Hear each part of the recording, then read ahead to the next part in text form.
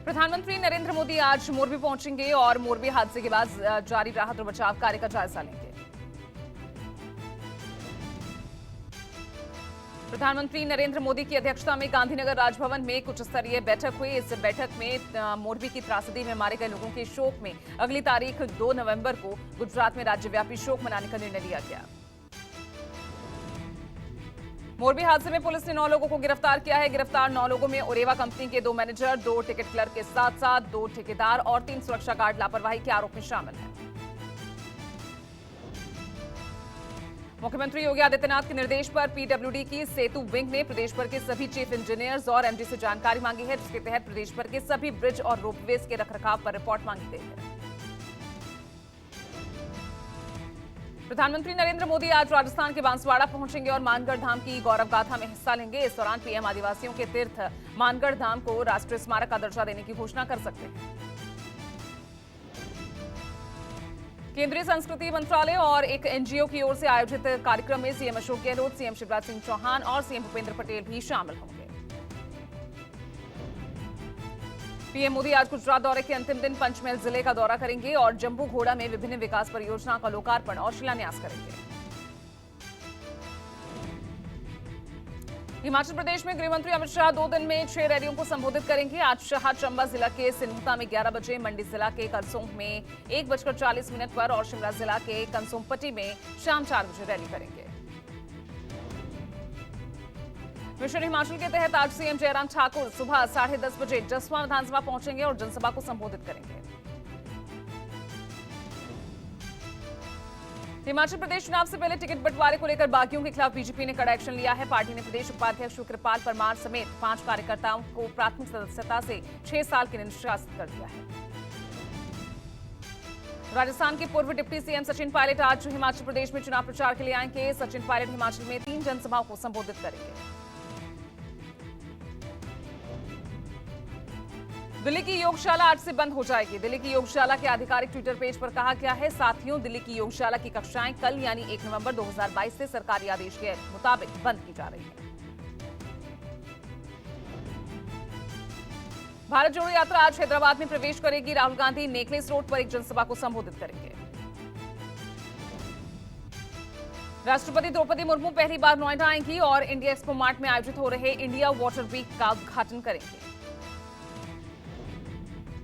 CM योगी आज गौतम बुद्ध नगर को करोड़ों की सौगात देंगे। ग्रेटर नोएडा और यूपी सीटा की 1670 करोड़ की परियोजनाओं का लोकार्पण और शिलान्यास करेंगे। महाराष्ट्र के अंधेरी, पूर्व बिहार के मोकामा और गोपालगंज समेत 6 राज्यों की 7 विधानसभा सीटों पर उपचुनाव के लिए प्रचार का आज अंतिम दिन है। इन सभी सीटों के परिणाम 6 नवंबर को घोषित किए जाएंगे। सेंट्रल बैंक डिजिटल करेंसी का पहला पायलट डिजिटल रुपया आज जारी होगा। पायलट में SBI, Union Bank of India, HDFC Bank, ICIC Bank, Kotak Mahindra Bank, Yes Bank, IDFC First Bank और एचएसबीसी बैंक हिस्सा ले रहे हैं।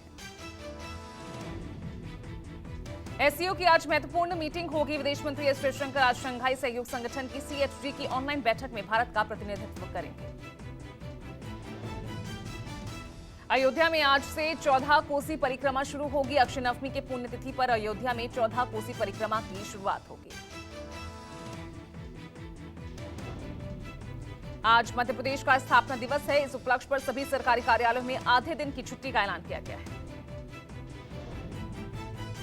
छत्तीसगढ़ राज्य गठन को 22 साल पूरे हो गए हैं। आज 22 साल पूरे होने पर राज्य उत्सव मनाया जाएगा। मुख्यमंत्री भूपेश बघेल आज सुबह 11 बजे राजधानी रायपुर के साइंस कॉलेज मैदान में आयोजित 3 दिवसीय राष्ट्रीय आदिवासी नृत्य महोत्सव एवं राज्योत्सव का उद्घाटन करेंगे।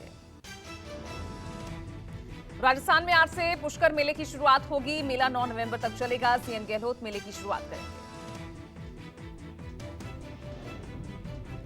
सुप्रीम कोर्ट आज मुफ्त चुनावी घोषणाओं के खिलाफ दाखिल याचिका पर सुनवाई करेगा। पिछली सुनवाई में सुप्रीम कोर्ट ने इसे गंभीर समस्या मानते हुए सरकार से एक समिति गठित करने का सुझाव दिया था। महाराष्ट्र में शिवसेना विधायकों की अयोग्यता मामले पर सुप्रीम कोर्ट में आज सुनवाई होगी। आपको बता दें कि इससे पहले सुप्रीम कोर्ट ने चुनाव चिन्ह के मामले को लेकर चुनाव आयोग के पास फैसला लेने के लिए भेजा था। बीजेपी नेता शाहनवाज हुसैन के खिलाफ रेप और धमकाने के मामले में सुप्रीम कोर्ट में आज अहम सुनवाई होगी। हाईकोर्ट ने शाहनवाज हुसैन के खिलाफ मुकदमा दर्ज करने के आदेश दिए थे, जिसे सुप्रीम कोर्ट में चुनौती दी गई। आज से दिल्ली में बिजली सब्सिडी का नया नियम लागू होने जा रहा है। इस नियम के मुताबिक जिन्होंने बिजली पर सब्सिडी के लिए रजिस्ट्रेशन नहीं कराया, उन्हें आज से ये सब्सिडी मिलनी बंद हो जाएगी। दिल्ली में देसी शराब पर दरें बढ़ा दी गई हैं। बढ़ी हुई दरें आज से लागू हो जाएंगी। इससे देसी शराब के दाम बढ़ जाएंगे। आज से भारतीय रेलवे की नई समय सारणी के अनुसार नई ट्रेनों का टाइम टेबल बदल जाएगा। पहले ये बदलाव 1 अक्टूबर से लागू होने था, लेकिन अब ये आज से लागू हो जाएगा। आज से मुंबई में कार में सफर करने वाले सभी यात्रियों को सीट बेल्ट लगाना अनिवार्य होगा। मुंबई पुलिस ने कहा कि 1 नवंबर यानी आज से महानगर में 4 पहिया वाहन ड्राइवर और पैसेंजर के लिए सीट बेल्ट लगाना अनिवार्य होगा। IRDA ने बीमा पॉलिसी खरीदने पर KYC अनिवार्य कर दिया है। 1 नवंबर यानी आज से ये नियम लागू होगा। बदायूं में पूर्व जिला पंचायत सदस्य और समाजवादी पार्टी के नेता राकेश गुप्ता, उनकी पत्नी और मां की गोली मारकर हत्या कर दी गई। परिजनों ने रंजिश के तहत हत्या का आरोप लगाया है। प्रदूषण के चलते दिल्ली NCR में निर्माण कार्य पर रोक लगी हुई है। पर्यावरण मंत्री औचक निरीक्षण के लिए आज निकल सकते हैं। आज CDS और नौसेना प्रमुख राष्ट्रीय सुरक्षा से जुड़े मुद्दों पर नेवल कमांडर्स कॉन्फ्रेंस को संबोधित करेंगे। इस दौरान लॉजिस्टिक्स पर कई घोषणाएं भी की जा सकती हैं। भारत पाकिस्तान नियंत्रण रेखा और अंतर्राष्ट्रीय सीमा पर हाई अलर्ट जारी किया गया है। दरअसल यूरोप में बैठकर पाकिस्तानी ड्रोन से आरएसपुरा में हथियार गिराए गए थे। आतंकी नेटवर्क के इस खुलासे के बाद अलर्ट जारी किया गया। अमरावती में 2 विधायकों रवि राणा और बच्चू कंडू के बीच विवाद गहराता जा रहा है। आज बच्चू कंडू अमरावती में बड़ा खुलासा कर सकते हैं। महाराष्ट्र के मुख्यमंत्री एकनाथ शिंदे और डिप्टी CM देवेंद्र फडणवीस आज शिक्षा मंत्रालय के कार्यक्रम में शिरकत करेंगे। SBI समेत देश के कई बैंकों पर खतरनाक ड्रिनिक एंड्रॉयड ट्रोजन वायरस का खतरा मंडरा रहा है। ड्रिनिक एक पुराना वायरस है जिसकी खोज साल 2016 में की गई थी। लगभग 7 साल बाद ड्रिनिक वायरस के एक नए वर्जन को खोजा गया है। हिमाचल कांग्रेस लीगल सेल में सोशल मीडिया पर OPS बहाली को लेकर फैलाई जा रही फेक न्यूज को लेकर चुनाव आयोग को शिकायत दी गई है, जिसमें शहरी विकास मंत्री सुरेश भारद्वाज के OSD रहे मामराज पुंडीर पर भी कार्रवाई करने की मांग की गई। बिहार उपचुनाव में अनंत सिंह की पत्नी के लिए चुनाव प्रचार करने CM नीतीश कुमार नहीं जाएंगे। CM नीतीश कुमार ने वीडियो जारी कर अनंत सिंह की पत्नी के लिए वोट मांगा।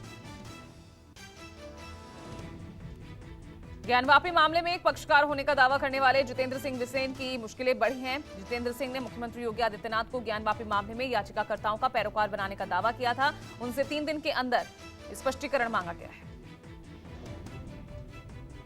नागौर से 15 किलोमीटर दूर करनाल के पास केमिकल से भरे टैंकर में आग लग गई, जिसकी वजह से हाईवे जाम हो गया। 1 घंटे की कड़ी मशक्कत के बाद आग पर काबू पाया गया। ज्ञानेश्वर सिंह का NCB ने ट्रांसफर कर दिया है। उन्हें मुंबई जोन और गोवा प्रभारी से हटाकर उत्तर भारत के राज्यों की जिम्मेदारी दी गई है। शिक्षक भर्ती घोटाला में पूर्व मंत्री पार्थ चटर्जी की अर्जी कोर्ट ने खारिज कर दी है। इस मामले में अर्पिता सहित 7 आरोपियों को 14 नवंबर तक फिर जेल भेज दिया गया है। सोलापुर में एक तेज रफ्तार कार ने तीर्थयात्रियों को टक्कर मार दी, जिससे 7 तीर्थयात्रियों की मौत हो गई।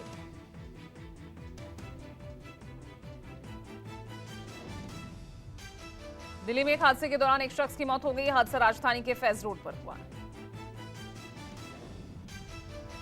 दिल्ली एयरपोर्ट पर तस्करी कर लाई जा रही हेरोइन की बड़ी खेप पुलिस ने जब्त की है। जब्त की गई हेरोइन की कीमत अंतर्राष्ट्रीय बाजार में लगभग 70 करोड़ बताई जा रही है। सीतापुर में एक सड़क दुर्घटना में पुलिस इंस्पेक्टर की मौत हो गई, जबकि 3 पुलिसकर्मी हादसे का शिकार हुए, घायल हालत में अस्पताल में भर्ती हैं। जम्मू कश्मीर के किश्तवाड़ में चारा ले जा रहे ट्रक में आग लग गई। आग लगते ही स्थानीय लोगों ने कड़ी मशक्कत के बाद आग पर काबू पाया, लेकिन तब तक ट्रक में रखी खरपतवार जलकर राख हो गई।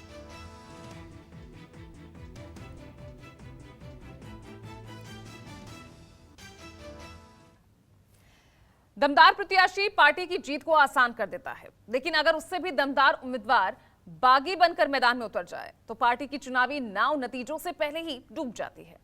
हिमाचल के रण में कांग्रेस और बीजेपी दोनों ही इस मुश्किल दौर से गुजर रहे हैं, लेकिन हिमाचल कांग्रेस प्रभारी राजीव शुक्ला ने मुश्किल वक्त में मोर्चा संभाला और पार्टी के अधिकांश बागियों ने नामांकन वापस ले लिया।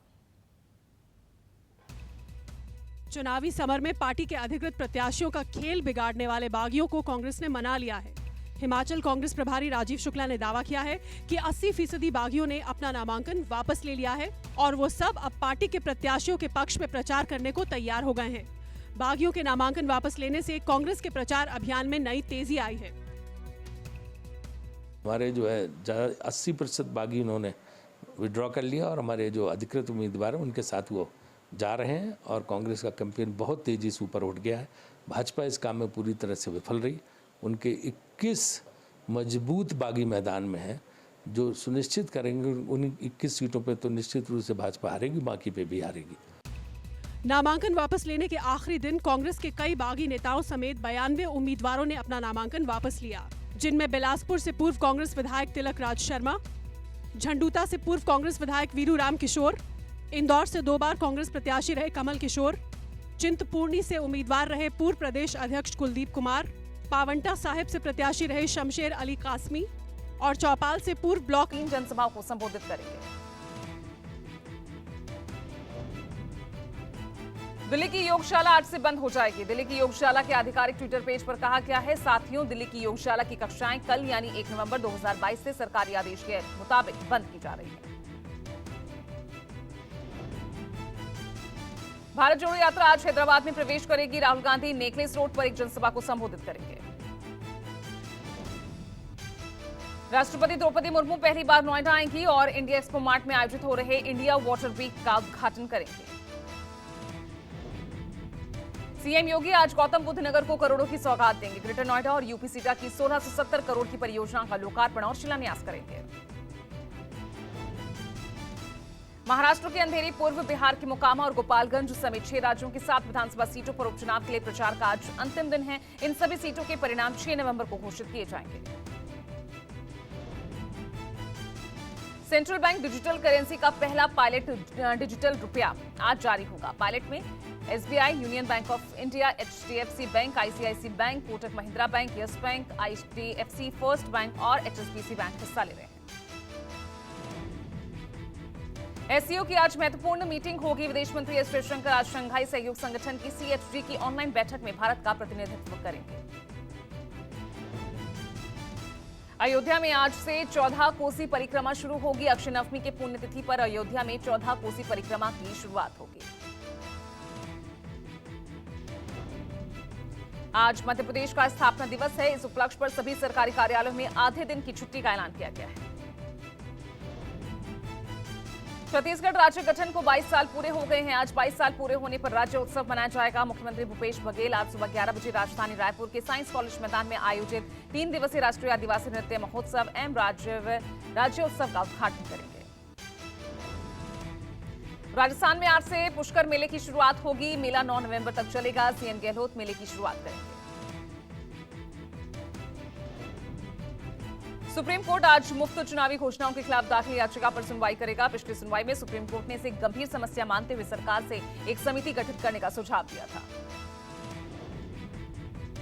महाराष्ट्र में शिवसेना विधायकों की अयोग्यता मामले पर सुप्रीम कोर्ट में आज सुनवाई होगी। आपको बता दें कि इससे पहले सुप्रीम कोर्ट ने चुनाव चिन्ह के मामले को लेकर चुनाव आयोग के पास फैसला लेने के लिए भेजा था। बीजेपी नेता शाहनवाज हुसैन के खिलाफ रेप और धमकाने के मामले में सुप्रीम कोर्ट में आज अहम सुनवाई होगी। हाईकोर्ट ने शाहनवाज हुसैन के खिलाफ मुकदमा दर्ज करने के आदेश दिए थे, जिसे सुप्रीम कोर्ट में चुनौती दी गई। आज से दिल्ली में बिजली सब्सिडी का नया नियम लागू होने जा रहा है। इस नियम के मुताबिक जिन्होंने बिजली पर सब्सिडी के लिए रजिस्ट्रेशन नहीं कराया, उन्हें आज से ये सब्सिडी मिलनी बंद हो जाएगी। दिल्ली में देसी शराब पर दरें बढ़ा दी गई हैं। बढ़ी हुई दरें आज से लागू हो जाएंगी। इससे देसी शराब के दाम बढ़ जाएंगे। आज से भारतीय रेलवे की नई समय सारणी के अनुसार नई ट्रेनों का टाइम टेबल बदल जाएगा। पहले ये बदलाव 1 अक्टूबर से लागू होने था, लेकिन अब ये आज से लागू हो जाएगा। आज से मुंबई में कार में सफर करने वाले सभी यात्रियों को सीट बेल्ट लगाना अनिवार्य होगा। मुंबई पुलिस ने कहा कि 1 नवंबर यानी आज से महानगर में 4 पहिया वाहन ड्राइवर और पैसेंजर के लिए सीट बेल्ट लगाना अनिवार्य होगा। आईआरडीए ने बीमा पॉलिसी खरीदने पर केवाईसी अनिवार्य कर दिया है। 1 नवंबर यानी आज से ये नियम लागू होगा। बदायूं में पूर्व जिला पंचायत सदस्य और समाजवादी पार्टी के नेता राकेश गुप्ता, उनकी पत्नी और मां की गोली मारकर हत्या कर दी गई। परिजनों ने रंजिश के तहत हत्या का आरोप लगाया है। प्रदूषण के चलते दिल्ली एनसीआर में निर्माण कार्य पर रोक लगी हुई है। पर्यावरण मंत्री औचक निरीक्षण के लिए आज निकल सकते हैं। आज सीडीएस और नौसेना प्रमुख राष्ट्रीय सुरक्षा से जुड़े मुद्दों पर नेवल कमांडर्स कॉन्फ्रेंस को संबोधित करेंगे। इस दौरान लॉजिस्टिक्स पर कई घोषणाएं भी की जा सकती हैं। भारत पाकिस्तान नियंत्रण रेखा और अंतर्राष्ट्रीय सीमा पर हाई अलर्ट जारी किया गया है। दरअसल यूरोप में बैठकर पाकिस्तानी ड्रोन से आरएसपुरा में हथियार गिराए गए थे। आतंकी नेटवर्क इस खुलासे के बाद अलर्ट जारी किया गया। अमरावती में दो विधायकों रवि राणा और बच्चू कंडू के बीच विवाद गहराता जा रहा है। आज बच्चू कंडू अमरावती में बड़ा खुलासा कर सकते हैं। महाराष्ट्र के मुख्यमंत्री एकनाथ शिंदे और डिप्टी सीएम देवेंद्र फडणवीस आज शिक्षा मंत्रालय के कार्यक्रम में शिरकत करेंगे। एसबीआई समेत देश के कई बैंकों पर खतरनाक ड्रिनिक एंड्रॉयड ट्रोजन वायरस का खतरा मंडरा रहा है। ड्रिनिक एक पुराना वायरस है जिसकी खोज साल 2016 में की गई थी। लगभग 7 साल बाद ड्रिनिक वायरस के एक नए वर्जन को खोजा गया है। हिमाचल कांग्रेस लीगल सेल में सोशल मीडिया पर ओपीएस बहाली को लेकर फैलाई जा रही फेक न्यूज को लेकर चुनाव आयोग को शिकायत दी गई है, जिसमें शहरी विकास मंत्री सुरेश भारद्वाज के ओएसडी रहे मामराज पुंडीर पर भी कार्रवाई करने की मांग की गई। बिहार उपचुनाव में अनंत सिंह की पत्नी के लिए चुनाव प्रचार करने सीएम नीतीश कुमार नहीं जाएंगे। सीएम नीतीश कुमार ने वीडियो जारी कर अनंत सिंह की पत्नी के लिए वोट मांगा। ज्ञानवापी मामले में एक पक्षकार होने का दावा करने वाले जितेंद्र सिंह बिसेन की मुश्किलें बढ़ी हैं। जितेंद्र सिंह ने मुख्यमंत्री योगी आदित्यनाथ को ज्ञानवापी मामले में याचिकाकर्ताओं का पैरोकार बनाने का दावा किया था। उनसे 3 दिन के अंदर स्पष्टीकरण मांगा गया है। नागौर से 15 किलोमीटर दूर करनाल के पास केमिकल से भरे टैंकर में आग लग गई, जिसकी वजह से हाईवे जाम हो गया। 1 घंटे की कड़ी मशक्कत के बाद आग पर काबू पाया गया। ज्ञानेश्वर सिंह का एनसीबी ने ट्रांसफर कर दिया है। उन्हें मुंबई जोन और गोवा प्रभारी से हटाकर उत्तर भारत के राज्यों की जिम्मेदारी दी गई है। शिक्षक भर्ती घोटाला में पूर्व मंत्री पार्थ चटर्जी की अर्जी कोर्ट ने खारिज कर दी है। इस मामले में अर्पिता सहित 7 आरोपियों को 14 नवंबर तक फिर जेल भेज दिया गया है। सोलापुर में एक तेज रफ्तार कार ने तीर्थयात्रियों को टक्कर मार दी, जिससे 7 तीर्थयात्रियों की मौत हो गई।